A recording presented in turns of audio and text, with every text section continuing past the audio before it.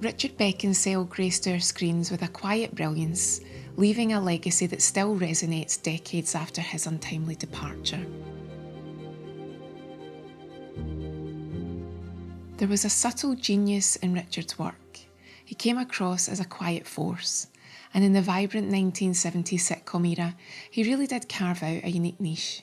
We take for granted the incredible feat he achieved at such a young age, ultimately starring as Lenny Godber in Porridge and Alan Moore in Rising Damp simultaneously in the mid-70s. These roles provided a vital, grounded counterpart to comedy giants Ronnie Barker and Leonard Rossiter.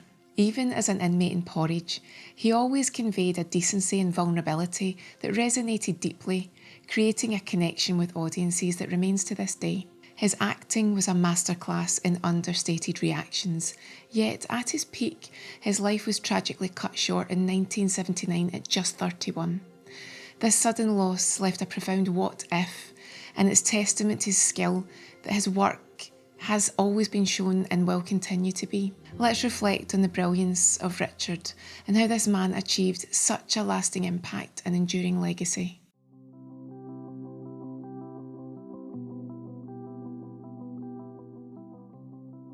Richard Arthur Beckinsale's story begins in Nottingham on July the 6th, 1947. Considered a quiet, thoughtful boy and from a modest background, he possessed an innate charm, a keen wit, and an observant eye for human nature, qualities that would later define his most beloved characters and resonate deeply with viewers. Richard showed an early talent for entertaining friends and family, and this eventually led him to pursue a career on stage, gaining experience in various theatrical productions before landing his first TV appearance on Coronation Street in 1969, an opportunity that would have been huge for him. He played a police officer who had to arrest Ina Sharples, somebody whose sharp tongue would be hard to deal with in any event, never mind having to remove her from a demonstration. I only have to call the station, you know. No sooner said than spoken. I see. And do your police cells hold this many?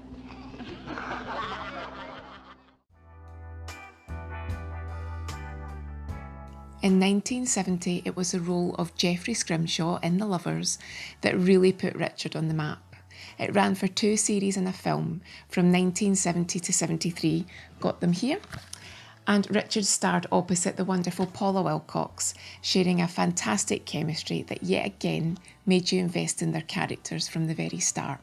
The character of Geoffrey, also referred to as Geoffrey Bobbles Bonbon by Beryl, allowed Richard to portray this shy, earnest young man, navigating the often awkward complexities of romance, while Paula excelled as Beryl, constantly confusing him with her take on the permissive society. Also her take on marriage and Geoffrey's obsession with Percy Filth. Do you know what Venus had tattooed on her chest? No. Hard luck, lads. We are the champions. You never want to Percy Filth when I do. You never do, Beryl. To this day, I still think of Geoffrey's versions of 2 words whenever I hear them: mizzled for misled and mishap in place of mishap. I think they're always funny. The lovely Robin Nedwell was also in the series as Roland, Geoffrey's friend and work colleague, and I believe he played this part in between stints as Dr. Duncan Waring in the Doctor series. Wow, fantastic. She used to say that. Fantastic, she'd say, and wrinkle up her little nose. Scrimger, I'm not wrinkling up my nose even for you. I've got a few magazines from the time of the movie version's launch, and I also purchased this press pack. Now, it's called a campaign book here. Now, this was on eBay a few years ago, and this gives a great insight into how the film was marketed at the time. Now here it's got a stamp on it to show that it's been reclassified as a Certificate A from a double A. I didn't know what that meant, so I took a look online, and this classification ran until 1982, and it meant that AA was an age 14 or over film, whereas an A film was adult and unsuitable for children. But we probably know that was eventually changed to PG, parental guidance.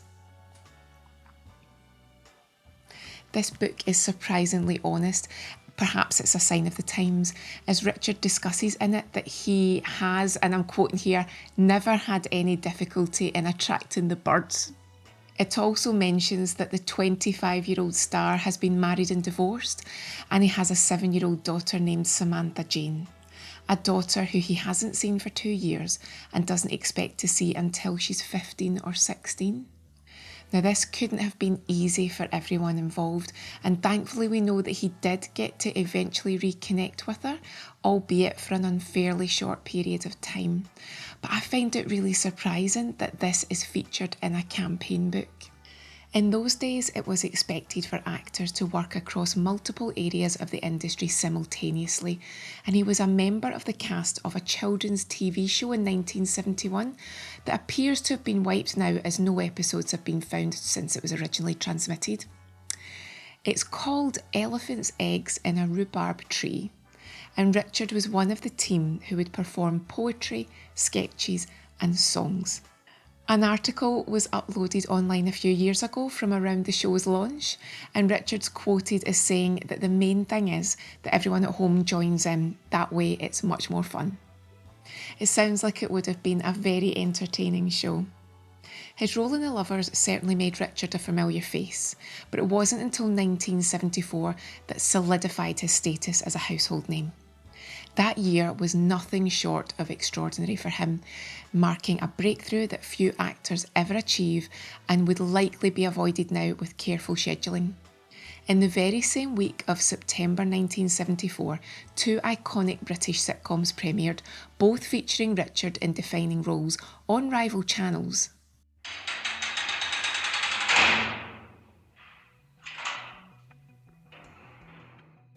On the BBC came Porridge, in where he played the innocent, somewhat naive inmate Lenny Godber, sharing a cell with the world-weary, cynical Norman Stanley Fletcher, who was brilliantly portrayed by Ronnie Barker. Godber was the perfect foil, a gentle soul, often bewildered by the harsh realities of Slade Prison, but always remaining a decent guy. The understated reactions and genuine warmth he brought to Godber allowed Ronnie to showcase his quick wit to even greater impact. You'll find that Porridge is always being shown on a UK TV channel somewhere, and BBC iPlayer has a great show featuring the memories of the writers Ian Lafreniere and Dick Clement, where they also discuss working with Kate Beckinsale for a short stint on Pearl Harbor. On the set, and we wrote a scene for her, which they shot the next day. But then she said to us, she said, you know, I never really knew my father except through Porridge. YouTube allows us access to so much television history that would otherwise be hidden in the archives, and a 1977 episode of Blue Peter is the perfect example. They made a behind-the-scenes film about Porridge, with John Noakes chatting with Richard and Ronnie, amongst others, as he showed us what the set really looks like while shooting a typical episode. Word with his cellmate Godber, whose real name is Richard Beckinsale. How do you get on about lines? Because you've got to learn quite a lot.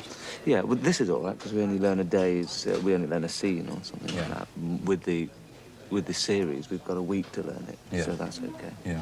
And it's very easy to learn. It's all written very well, so it follows on. There's no long speeches.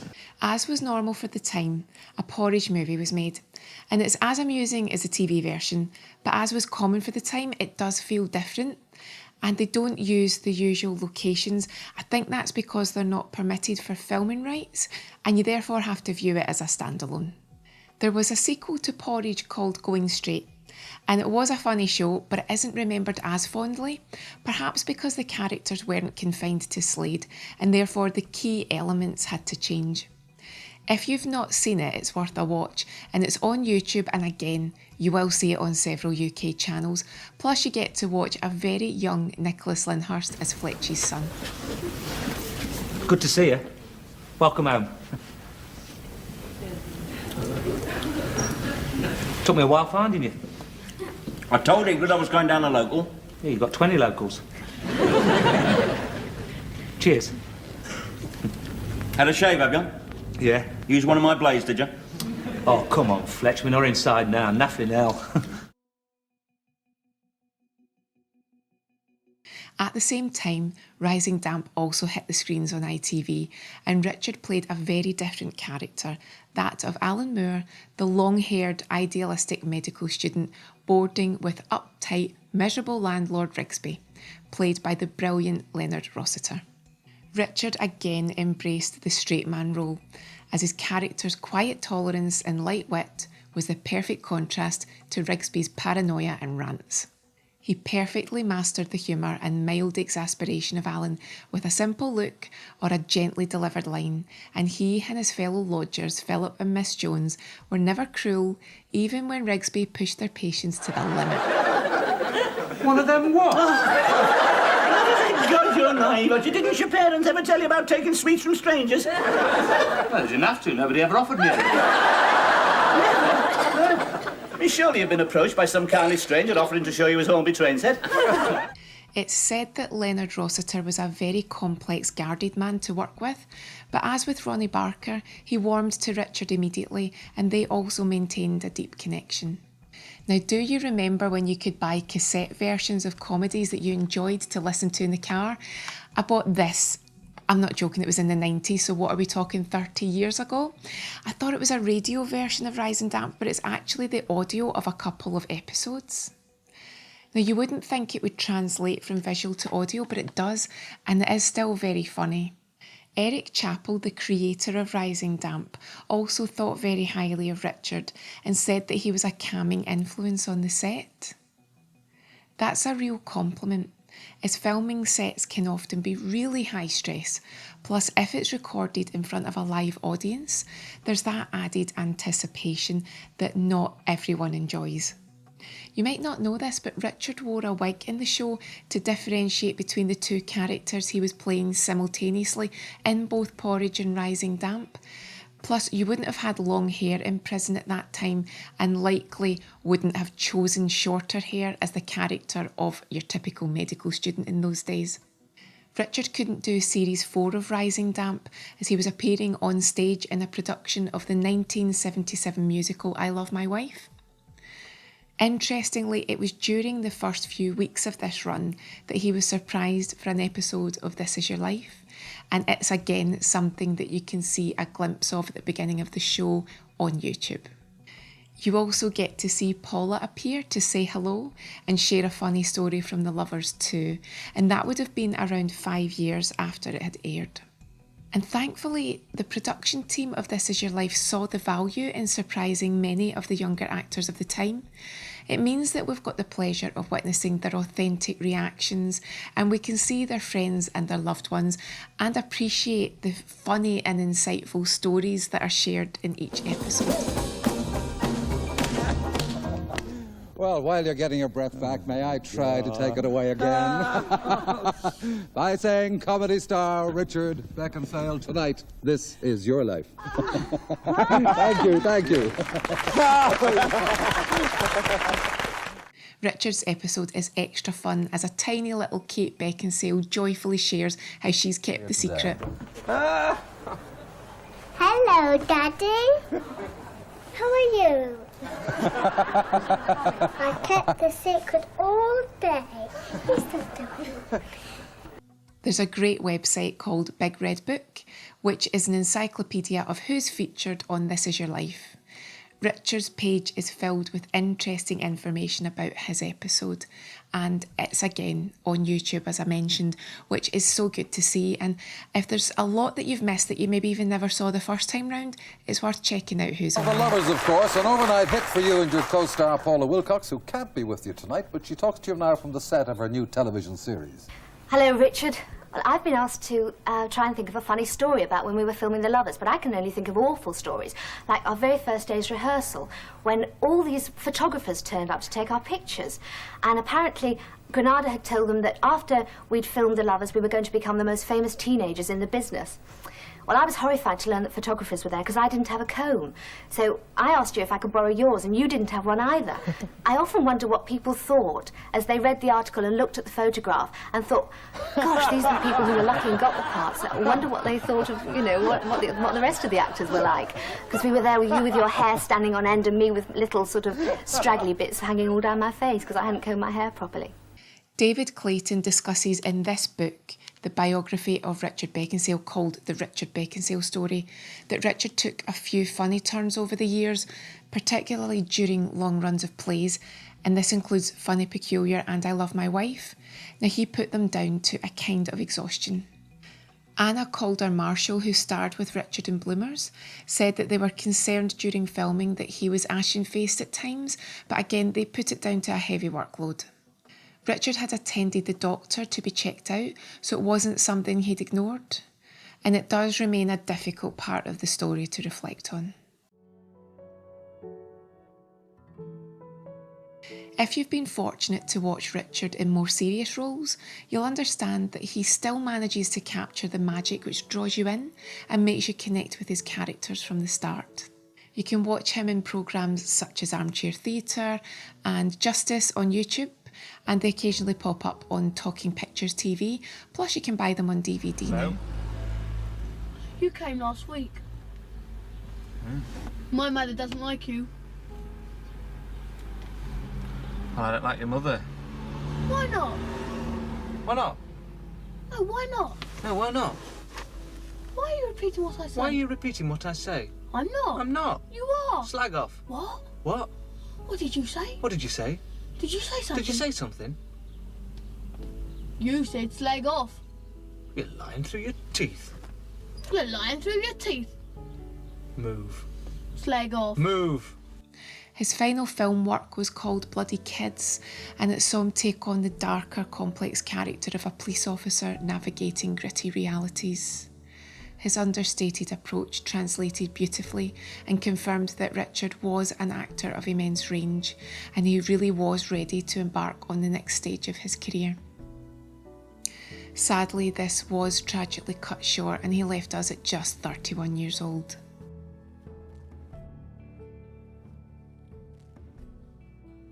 It can't be underestimated how shocked the nation was when the news broke of the tragedy. For a man who had become a comforting, familiar presence in millions of homes, his premature passing felt deeply personal to many. There was an outpouring of grief from the public, a testament to the genuine connection felt. Years ago, when I was clearing out my mum's loft, I found some pristine newspaper clippings of what had happened to Richard, clearly cut out at the time because it was so shocking. And sometimes you need to reread these to believe it. Before the online age, it was commonplace for people to cut articles from papers, and people will still have scrapbooks and cuttings of famous people that they loved. Colleagues were equally devastated, and Ronnie Barker was reportedly unable to work for days, a deeply personal blow that hit him very hard. He was visibly upset at the BAFTAs only a short time later, where he paid tribute to Richard on stage. Richard had been filming the sitcom Bloomers at the time and sadly didn't complete the final episode. What had been filmed was broadcast at a later date, and it's another one that you can see episodes of on YouTube. Morning, Ronnie, me old mate.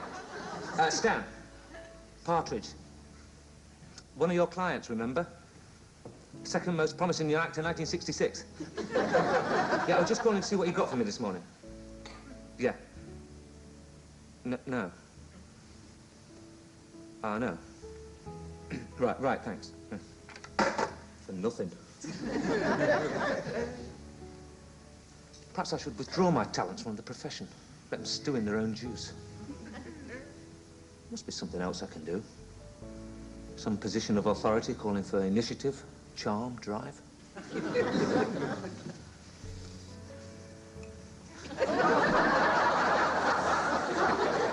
not going to be my day. It's hard to believe that his wife Judy had the courage to appear on television so soon after losing him to thank the public for their support and draw to their attention what they should be looking for in their own health. Value the fact that it did rock people, inevitably. I think they wanted to help because they felt involved, merely. I think it's obviously frightened a lot of people, and a lot of people are now discussing heart disease who weren't before, people of that age. This is a true example of thinking of others, and you just want to reach out and give her a big hug. Like many stars of the day, it was common to do adverts, and they were often funny, light-hearted and memorable. Richard did quite a few, and most of his remained true to his perceived character of likeable, trustworthy, easygoing, such as ads for British Gas, building societies, and even Asda. And who knew that the Asda price jingle went back to the 70s? Do the shopping? Do it yourself. Look after the family. Look after the car. All at Asda price. All the prices are low. Whenever you go, that's Asda price. I've come to realise that I can't make one of these videos without a connection to Robin Asquith, so here's today's. Apparently, Richard was one of the names discussed as a possible lead for the Confessions films, for which we know Robin rightfully became the star. He did do his fair share of movies at the time that might not be up there with Shakespeare, but they are remembered fondly by many and are still, again, occasionally repeated on TV. You've just got to look out for them. Now, one that I hadn't seen for a long time was one called Rent-A-Dick, and it was on Talking Pictures recently, but it refers to a private detective agency before you ask. It's one of the many VHS videos that I bought years ago when you just couldn't find his early work, and if it's any actor that you liked, you had to buy the videos when you saw them pop up online, and often in the nicest possible way, one watch of the tape was enough. The actor George Layton, great friend of Robin Asquith and friend of Richard, mentions in the autobiography of Richard, again it's this one that you can buy, that he wrote Don't Wait Up with Richard in mind as the lead, as he thought he could portray a doctor character with vulnerability but not come across as a wimp. Obviously this wasn't to be, and you'll know that the part was played by Nigel Havers, who went on to do a terrific job, but isn't it interesting to know what could have been? I actually went to see Nigel Havers recently. He does his own show that's touring the UK at the moment. He mentions Don't Wait Up in it, as well as lots of films that he's been in, and if you get the chance to see him, it's a really good night out. There's a BBC Radio 4 show from 2007 called Great Lives, and it's still available on BBC Sounds. Alan Davis, the comedic actor, nominates Richard as someone who still remains so well loved, and you can hear memories from Judy Lowe and his friend and director of him in several films, Stephen Frears. The interviewer Matthew Paris asked Alan why he felt that Richard was a nice person when all we know of him is the roles that he plays and we don't actually know the real man personally. Alan answers that it's instinctive, and I think he hits the nail on the head. That's why so many of us are connected with him and remain so, because we like him and we trust his authenticity. In 2013, a blue plaque was unveiled in Nottingham to celebrate Richard and was attended by family, friends and fans in celebration of the great man. Blue plaques are not easy to obtain, so to have a memorial dedicated to him in his hometown must mean a lot to the residents and all who knew and loved him, and those that continue to love him. Years ago, I picked up a copy of his autograph on eBay, and I've got it here. It looks authentic from what I can see, because you can look online now and check out their signatures. There was also a shirt from his Porridge costume. Now, it was up for auction quite a few years ago, and it was way out of my price range at the time. And you're never 100% sure, A, if it's authentic, and B, what you would have done with it. But from what I gather, he was 6 foot tall, so I imagine it would have been a fair-sized garment, but you do wonder who bought it and what did they do with it? Where is it now? There are still lots of magazines and newspaper articles online, and it's amusing to read articles from the 70s, especially kids' comics like Look In, where they'll publish Q&As and an accompanying poster. Those were the days. The Royal Mail recently released a stamp collection to celebrate 50 years of Porridge. It features many classic images from the show, including Richard, and it's still available to purchase online. Obviously, I've got mine. Richard has 2 extremely talented daughters, Samantha and Kate, and they didn't grow up together, but they both went on to become successful actresses. Both share their parents' beautiful looks, and many say that Samantha is Richard's double. And while you will agree, when you see images of Samantha with her mother, you actually realise that she's Margaret's double too. Samantha was in the very popular ITV drama London's Burning in the 90s, and if you haven't watched it, it's really enjoyable. It's still shown on TV, such as the drama channel here in the UK, and again, you can check if it's available online. Possibly there's DVDs too. And an interesting link to her dad is that London's Burning was created by Jack Rosenthal, who also wrote The Lovers. As a side note, I only found out recently that two of my favourite characters in London's Burning dated for a time, Samantha and Ross Boatman. Now he's in it, and he's also currently in EastEnders at the moment as Harvey, if you watch that show. It's always fun to see these little connections that you didn't know.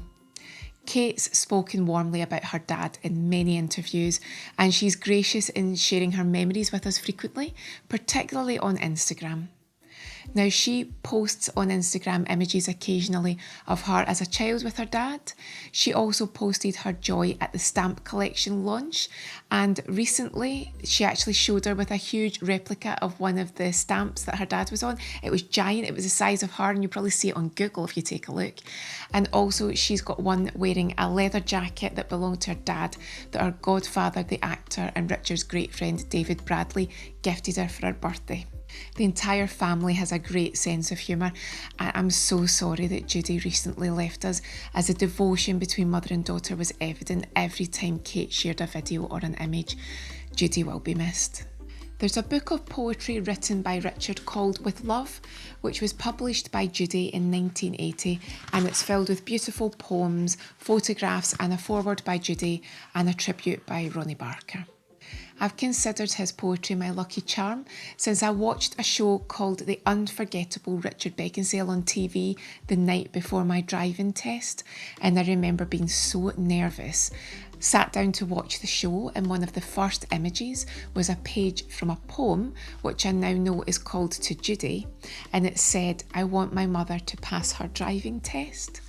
Well, I took that at the time that it was a sign of good luck, and sure enough, the next day I passed. So I am crediting Richard as my lucky charm that day. I bought this copy thanks to eBay again, and only found out in subsequent years that his first wife Margaret was unhappy with the publication due to what she felt was the personal nature of many of the poems relating to her. There's a short interview from 1980 with Margaret and a very young Samantha, where you can hear her explain why she feels this way. It is an interesting watch. There's a poem in here called Baby Girl Window, and it's reported that Robbie Williams actually wrote a song with this title for Samantha when they were dating in the 90s. It's believed that it's a tribute to both Samantha and Richard, and was on the Life Through a Lens album. I think Robbie feels very connected to the era of Richard and the classic comedians such as Morecambe and Wise, as he recently bought Eric Morecambe's glasses and his pipe in an auction for £20,000. Now that's something I won't be buying from eBay. I remember quite a while ago there was talk of a book written by Richard's first wife Margaret, and it focused on their time together from her perspective. There was a website dedicated to it, and they were looking for a publisher. It sounded very much like a tribute to their love story and featured snippets of letters between them and photographs of their time together. From memory, they were looking for a publisher, and it looks as though it never went ahead, but don't you think that would have been a really interesting read? And I'd love to know what came of it. For a man who had become a comforting, familiar presence in millions of homes, his premature passing felt deeply personal. While it's still hard to consider what might have been, his unique blend of subtle genius and warmth continues to live in his collection of unforgettable performances, and a deep, enduring love from the audience who continues to adore everything that he did. What's your favourite Richard Beckinsale memory? What's your favourite role? Do you feel a special connection to him? I know that so many of us do, and I'd love for you to share. Let's keep Richard's light shining for generations to come, and I'll see you again soon.